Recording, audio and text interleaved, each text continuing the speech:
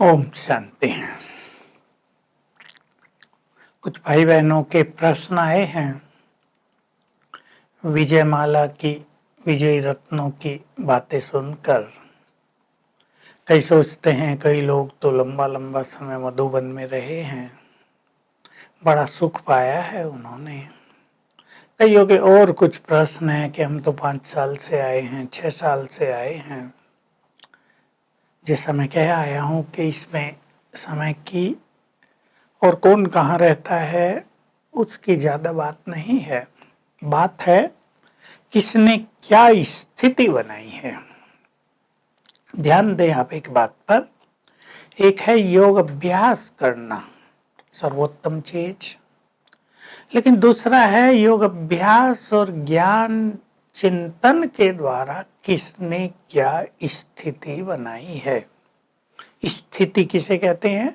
जिसमें आत्मा स्थित हो जाए वो स्थिति है। अर्थात आत्मा अपने किन सद्गुणों का स्वरूप बनी है, उसमें नम्रता आ गई है, ह्यूमिलिटी आई है, बहुत हम्बिल बन गए हैं, सरलता आ गई है, क्रोध जीत लिया है, संतुष्ट आत्मा बन गए हैं, बहुत खुश रहते हैं, फीलिंग नहीं आती है। ये अच्छी स्थिति के लक्षण है। कई लोगों का ऐसा होता है, योग भी अच्छा करते रहते हैं लेकिन इरिटेट भी रहते हैं, या छोटी छोटी बातों में टेंशन में आ जाते हैं, या मुख से दुखदाई वचन बोलना उनका ठीक नहीं हो पाता है। तो इससे क्या होता है कि स्थिति नहीं बनती। योग तो करते रहते हैं, तो हमें ध्यान देना है योग भी हमारा अच्छा हो, योग का सुख बहुत अच्छा मिले, बहुत इंद्रिय सुख है, और हमारी स्थिति भी अच्छी होती चले, हम निर्भय होते चले। ऐसे नहीं हम व्यर्थ गपशप में भी रहते हों, उससे हम मुक्त होते चले। सबका सम्मान, बड़ों छोटों का सम्मान, हमारी एक नेचुरल स्थिति हो, जीवन में रॉयल्टी आ रही हो, बोलना कम हो गया हो, ये श्रेष्ठ स्थिति के लक्षण। प्योरिटी, शुभ भावनाएं, सबके लिए प्यार बढ़ गया हो। तो विजयी रतन पहली चीज तो है उनका योग का अभ्यास 8 घंटे होगा। मुझे बार बार कहने की जरूरत नहीं कि 8 घंटे बैठना नहीं है, स्मृति स्वरूप स्थिति, कुछ बैठ के भी। दूसरा, उन्होंने अपने अहंकार को संपूर्ण रूप से जीत लिया होगा। मैं मेरा, तू तेरा, टकराव, इच्छाएं, इन सब पर विजयी हो गए होंगे। और तीसरी स्थिति है बहुत प्योरिटी की, कर्मेंद्रियां शीतल, देह के आकर्षण समाप्त, यानी माया पर विजय। अब माया से उन्हें युद्ध नहीं करना पड़ रहा है, बल्कि माया पीछे हट गई है, उसने अपनी हार मान ली है। और ये जो नंबर बनते हैं उसका आधार होता है कि भाई कभी कोई व्यर्थ संकल्प आया तुरंत खत्म कर लिया।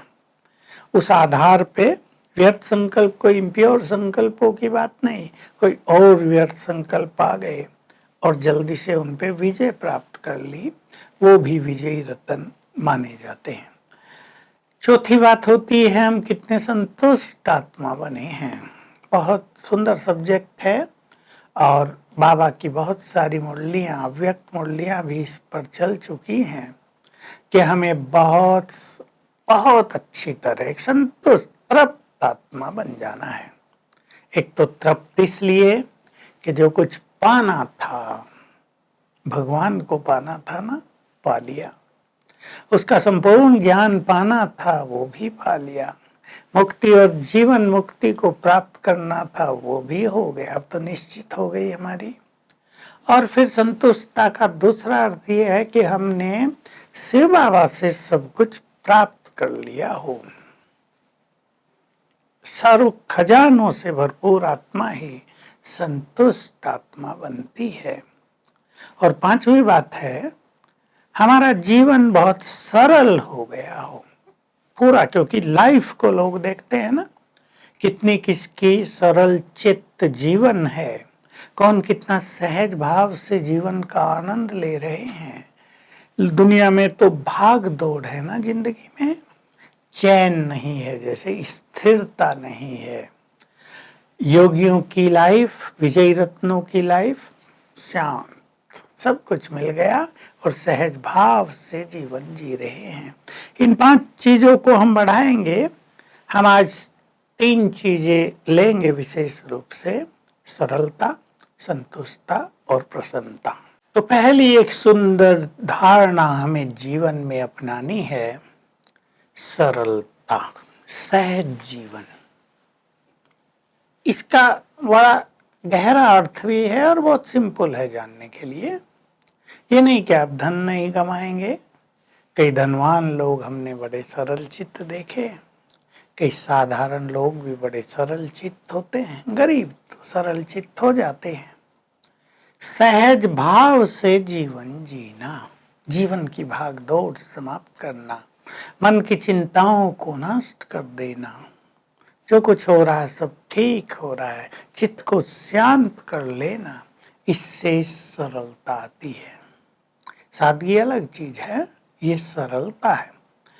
मैं क्लासेस में कई बार ये अनुभव सुनाया है। मुझे तो जैसे बाबा ने सरलता सिखाई थी। 1971 की बात है। बाबा ने 5 बातें बोली सरलता के लिए, जो मुझे बहुत सुंदर लग गई और अंदर चली गई कि यदि तुम सरल चित्त होंगे तो तुम्हारी समस्याएं भी सरल हो जाएंगी। बहुत ही अच्छी बात थी, हल्की हो जाएंगी। क्योंकि समस्याओं में मनुष्य जब ज्यादा सोचता है तो समस्या छोटी भी तूफान बन जाती है। सहज भाव से जीवन जीने वाला व्यक्ति, जिसकी इजी नेचर हो, इंग्लिश में कहेंगे इजी नेचर, बहुत लाइटनेस, इजीनेस, वो ज्यादा नहीं सोचता, इसलिए समस्याएं ज्यादा नहीं बढ़ती। वास्तव में बातें बड़ी नहीं होती, हम ज्यादा सोचते हैं तो बड़ी लगने लगती है। हमारी मन की शक्ति क्षीण हो जाती है और बातें हमें पावरफुल लगने लगती हैं। दूसरा कहा, जो सरल चित्त होंगे उनकी बीमारियां भी सरल हो जाएंगी। बहुत सुंदर बात है, गहरी बात है। बीमारी सबको लगी हुई है, आजकल सीरियस बीमारी भी चल रही है और अब तो कोरोना और सीरियस लग रहा है लोगों को। न जाने ये कौन सी गिफ्ट देकर जाएगा। लोग अनसर्टेन हैं, फील कर रहे हैं, एक भय भी है कईयों में, पता नहीं क्या होगा। सरल चित्त व्यक्ति ये सब नहीं सोचता। सरल चित्त व्यक्ति क्या सोचता है, आया है जाएगा, कोई बात नहीं, हिसाब किताब पूरा हो जाएगा, इससे भी कुछ हिसाब होगा, पूर्ण हो जाएगा, हमें कोई कष्ट नहीं होगा, हमारे साथ तो भगवान है। सहज भाव से बीमारियां दूर। तीसरा कहा, जो सरल चित्त हैं उनके संस्कार भी सरल हो जाते हैं। बिल्कुल प्रैक्टिकल और प्रत्यक्ष स्वरूप सबूत। जो सरल चित्त नहीं है उनका एक ही कड़ा संस्कार उनको और दूसरों को तंग करता रहेगा, लेकिन सरलता वाले संस्कारों में भी सरल होंगे। एक ने कहा, दूसरे ने माना, मोल्डिंग नेचर होगी। सहज भाव से काम करेंगे, सहज भाव से सुनेंगे, सहज भाव से सुनाएंगे। किन्ने गलती कर दी, सहज भाव से उसको करेक्शन देंगे, डांट डपट नहीं, सीरियस नहीं हो जाएंगे छोटी छोटी बातों में, तो संस्कार भी सरल हो जाते हैं। और चौथी बात थी, उनके संपर्क संबंधों में भी बहुत सरलता आ जाती है, स्वीट हो जाते हैं, सभी रिलेशनशिप मधुर हो जाते हैं। क्योंकि सरल चित्त व्यक्ति ज्यादा एक्सपेक्टेशंस नहीं रखता, वो खुद भी झुक कर चलता है, दूसरों को सम्मान भी देता है, दूसरों के गुणों को भी सम्मान देता है, उन्हें एक्सेप्ट भी करता है और दूसरों को आगे बढ़ाता है, खुद भी आगे बढ़ता है। और 5वीं बात थी, जो हम सबके लिए सबसे महत्व की है, कि जो सरल चित्त व्यक्ति है उसका योग भी सरल हो जाता है, सहज हो जाता है। इस सहज योग के बारे में बाबा ने एक बहुत ही सुंदर सूक्ष्म राज भरी बात कही है। जो सहज योगी बनते हैं वही विश्व महाराजन बनते हैं। ये राज बाबा ने अपने महावाक्यों में क्लियर किए हैं। एक है हम बैठ के बहुत टाइट होके योग करें, वो सहज योग नहीं है। दूसरा है चलते फिरते हम अनुभव करें बाबा की किरणें पड़ रही हैं, हम परम धाम में बैठे हैं। क्योंकि ये सब हमारे अधिकार हैं, ये सब हमारे अपने घर हैं। जैसे बाबा उदाहरण दिया करते हैं कि अपनी ड्रेस पहनना तो इजी होता है ना, आधा ही मिनट लगता है हम लोगों को, तो दूसरे की ड्रेस हो, कभी टाइट आएगी, कभी लूज होगी, शीशा देखेंगे, देर लगेगी ना। तो ये हमारे अपने स्वरूप हैं, इनमें स्थित होना हमारे लिए बिल्कुल सहज बात है। तो हम अपने जीवन को बहुत सरल बनाएं। देखिए यहाँ थोड़ा सा हम ध्यान दें, सरलता और अलबेलापन दोनों अलग अलग चीजें हैं। कोई ये भी सोच सकता है सवेरे नहीं उठे कोई बात नहीं, ये नहीं, वो अलबेलापन होगा, वो केयरलेसनेस होगी, ये इजीनेस है। दिनचर्या को, बाबा के डिसिप्लिन्स को सहज रूप से अपना लेना, नेचुरल रूप से अपना लेना। सवेरे उठना है, सहज रूप से उठ रहे हैं। भोजन सात्विक खाना, सहज रूप से खा रहे हैं। समय पे सोना, समय पर उठना, स्नान करना है। मान लो हमारा नियम है तो हम टॉयलेट जाके स्नान करते हैं, अभी तो 3 बार भी करना पड़े तो हम सहज भाव से कर लेते। मुझे कभी कभी 5 बार भी करना पड़ता था, अब तो नहीं, मैं आराम से कर लेता था। सोचता था ये भी टाइम मिलता है 5-5, 7-7 मिनट योग करने का। तो हर चीज को अपने लिए कल्याणकारी बना लेना और सहज भाव से जीवन जीना, ये बहुत आवश्यक है एक योगी के लिए। ये योग युक्त जीवन का स्वरूप भी है और सरल चित्त होने से हम योगी सहज बन भी जाते हैं। दोनों एक दूसरे से ही इंटरकनेक्टेड हैं, हम दोनों को बढ़ाएंगे। सब अपने को चेक कर लें, हम बाइक चलाते हैं सहज भाव से या टेंस भाव से, शब्द पे ध्यान दें। फुल ऑफ टेंशन में तेज चला रहे हैं, एक्सीडेंट ना हो, कहीं कुछ गड़बड़ ना हो, ब्रेक भी लगाना है, स्पीड भी कंट्रोल करनी है, इस ध्यान में है, हमारी एनर्जी इसमें जा रही है कि हम सहज भाव से अपनी मोटरसाइकिल को एंजॉय करते हुए यात्रा तय कर रहे हैं, आनंद ले रहे हैं।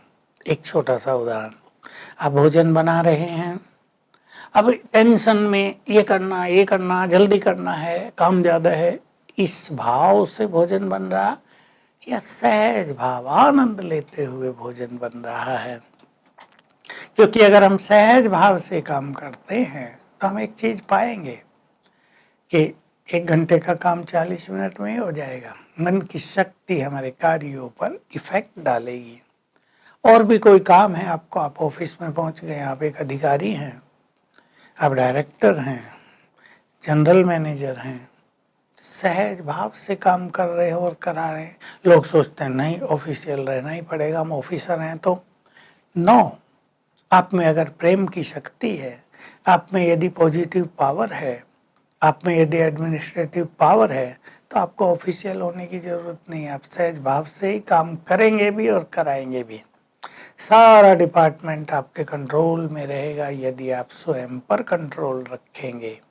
स्वयं पर कंट्रोल है नहीं, दुनिया को कंट्रोल करना चाहते हैं, एब्सोल्युटली इम्पॉसिबल। इसलिए हम अपने पर कंट्रोल करें। मुझे याद आ गई एक बहुत अच्छी कहानी, बहुत पहले की है।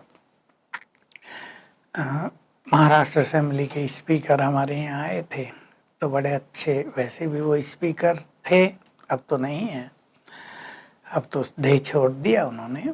तो अपना एक अनुभव सुना रहे थे भाषण करते हुए।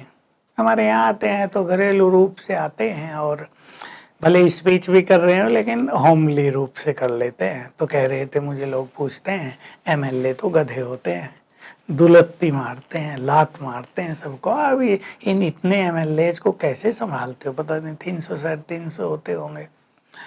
तो हंस रहा था कि मैं उनको उत्तर देता हूँ, मैं किसी को नहीं संभालता, मैं तो अपने को संभालता हूँ। हंसते हंसते उन्होंने, एक अच्छे पॉलिटिशियन ने एक बड़ी गहरी बात कह दी।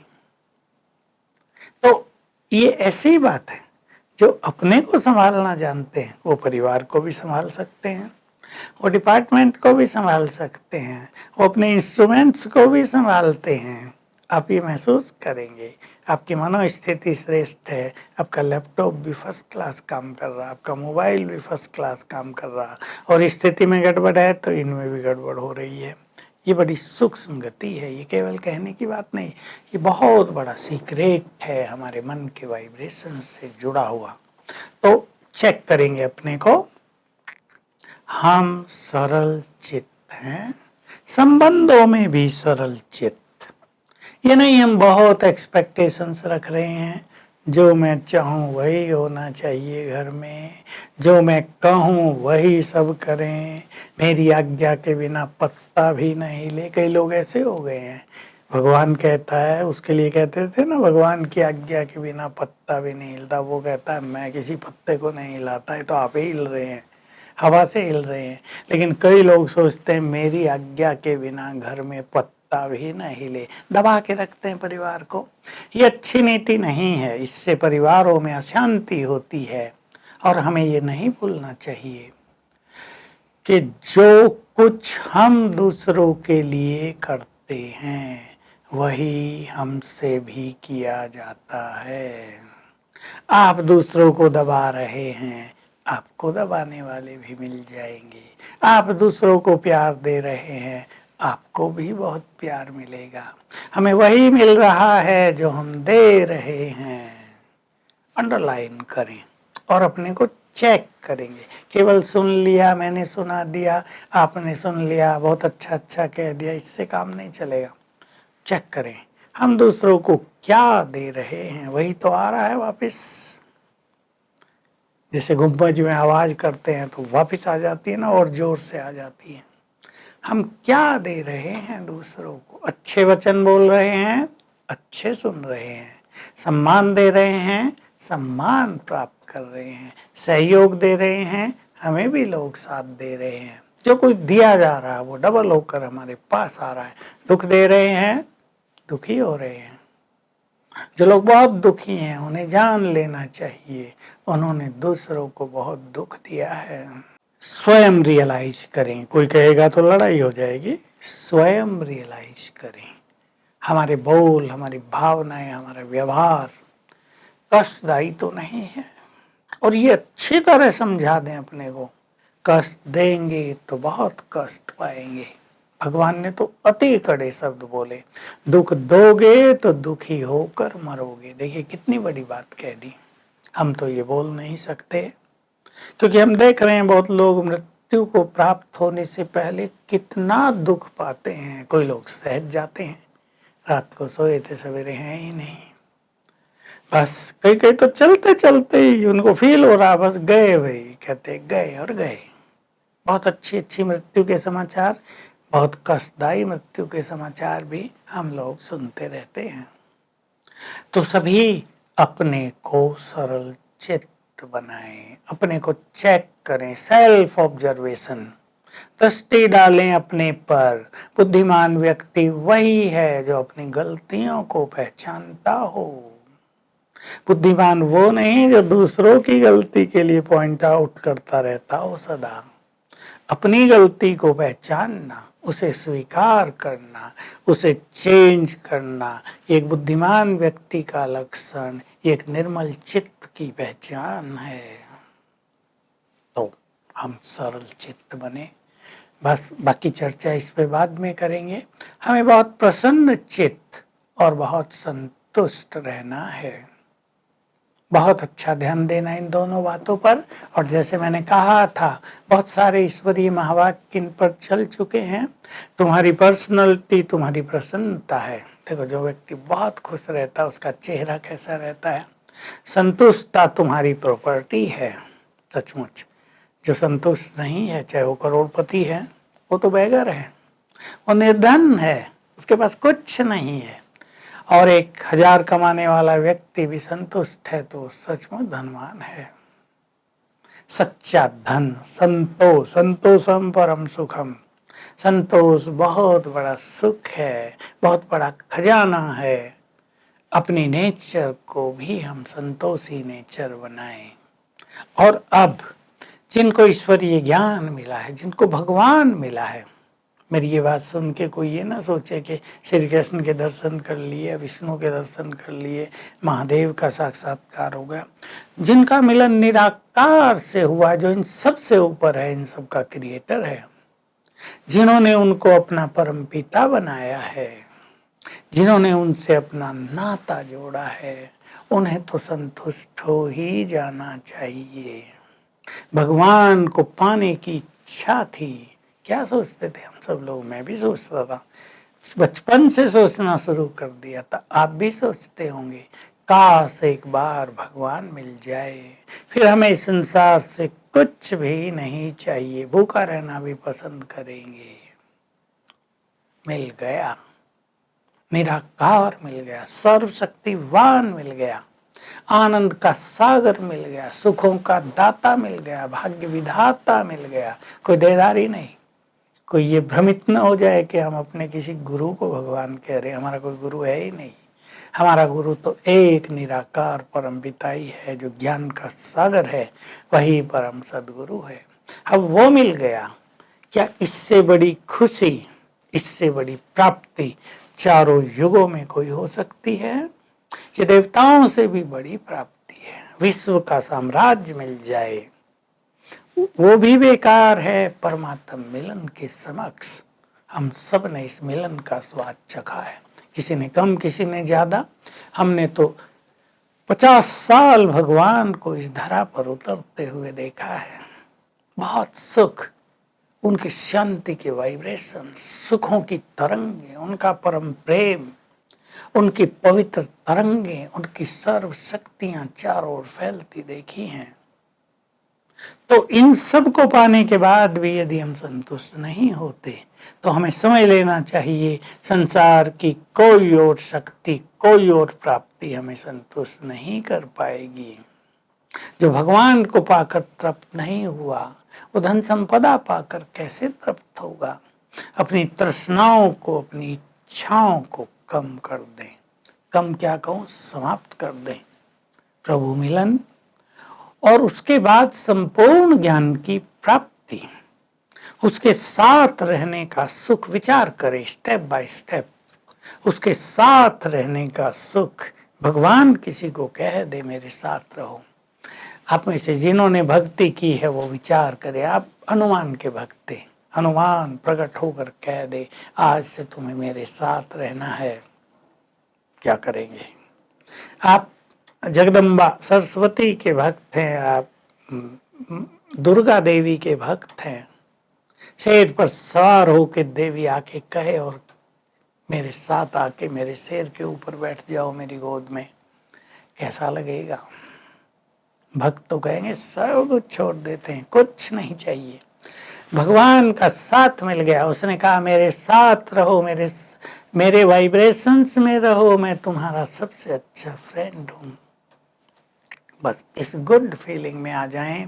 संसार की जो छोटी मोटी इच्छाएं हैं, जिनके पीछे संसार भटक रहा है, इच्छाओं के बाद दूसरा नंबर आता है तृष्णाओं का, प्यास। जो प्यास की तरह मनुष्य भाग रहा है कुछ चीजों के पीछे, ऐसी प्यास जो कभी मिटती नहीं है, ऐसी प्यास जो तृप्त नहीं होती है, उनके पीछे भाग रहा है मनुष्य भाग रहा है, उसे नहीं पता मंजिल कहाँ है, कहाँ जाना है भाग कर उसे, जहां उसको पहुंचना है वहां से उसे कुछ मिलेगा भी या नहीं, उलझ गया है आज का बुद्धिमान प्राणी। हम इस उलझन को समाप्त करें। ज्ञानी आत्माएं हैं, अब तृप्त आत्माएं और बन जाएं। बहुत अच्छी बात है कि हम तृप्त आत्माएं बन जाएं, हम सारे संसार को देने वाले बन जाएं, हम संसार की अनेक लोगों की मनोकामनाओं को पूर्ण करने वाले बन जाएं। और बाबा ने ये कह दिया है, जो स्वयं सभी कामनाओं से मुक्त हो जाएंगे वही दूसरों की सर्वश्रेष्ठ कामनाओं को पूर्ण करेंगे। तो हमें आने वाले समय में दूसरों की शुभ कामनाओं को, श्रेष्ठ कामनाओं को पूर्ण करना है, तो स्वयं कामनाओं से मुक्त होकर ईश्वरीय संपत्ति से भरपूर हो जाए, इन खजानों से स्वयं को भरपूर कर लें।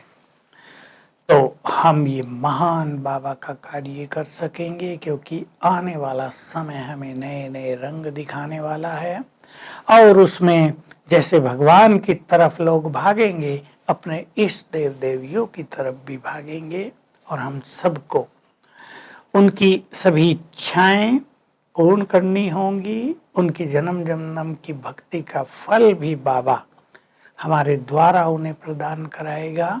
तो सभी बहुत अच्छी तरह विचार करें। संतुष्टता और प्रसन्नता पर पुनः हम आपके समक्ष कुछ चर्चा उपस्थित रखेंगे, पर आज आप अपने को चेक कर लें कि हमारा जीवन भगवान का ज्ञान पाने के बाद, उसका साथ मिलने के बाद सहज हो गया है। ओम शांति। अब हम 3 मिनट बहुत पावरफुल योग करेंगे और आज हम सर्वशक्तिवान की शक्तियों की अनुभूति करेंगे। अपने को स्थित करें आत्मिक स्वरूप पर। मैं चमकती हुई आत्मा, ईश्वरीय शक्तियों से भरपूर,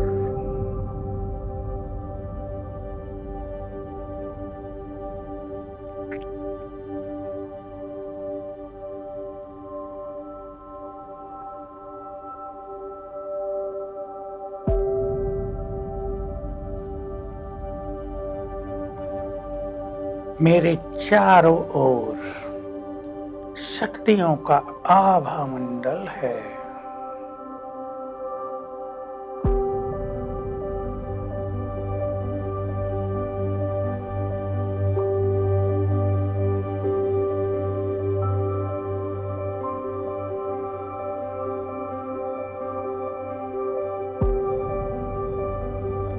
परम धाम में ले चले बुद्धि को और स्थित कर दें सर्वशक्तिवान पर। महाज्योति, उनकी अनंत शक्तियां चारों ओर फैल रही हैं, जैसे कि सारा ब्रह्मलोक उनकी शक्तियों से पूरी तरह भर गया है।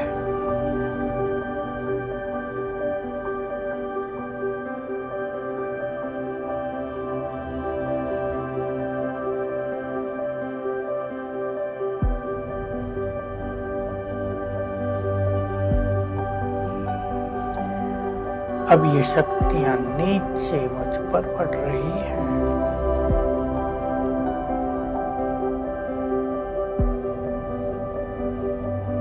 बस इन शक्तियों के फाउंटेन के नीचे ही बैठे रहें। शक्तियां हमें बढ़ती जा रही हैं। हमारे अंदर के सभी मनोविकार जलकर नष्ट हो रहे हैं। ओम शांति।